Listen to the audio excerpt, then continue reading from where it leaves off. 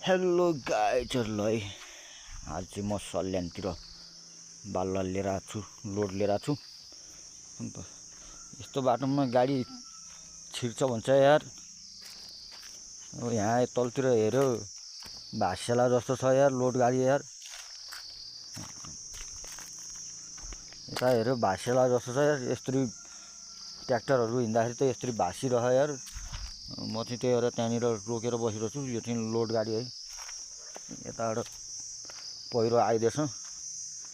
बर्खामा पहिला त अलि ठुलो बाटो थियो, उ त्यहाँसम्म त पहिला नि लग्यो माल। यता चाहिँ पहिरो यति पहिरो आइदिएछ। अलि बाटो चाहिँ अलि साङ्ग्रो भएछ यहाँ। ल गाइजहरु गाडी चाहिँ उतानिर राखेर बसिरहेको छु म। त्यो माथि एउटा बालुवा झार्ने त्यो टाउजीहरु आउँदैछ अरे। मैले माथि लैजान्न भनेको गाडी, खै के हुन्छ हेर्दै जाउँ। गाडी नै गएन उतापट्टि। अब त्यही भएर चाहिँ यहाँ बसिरहेको छु।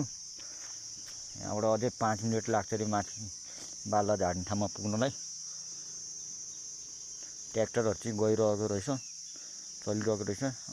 लोड गाडी अब डिलातिर यहीँसम्म आउँछ चक्का।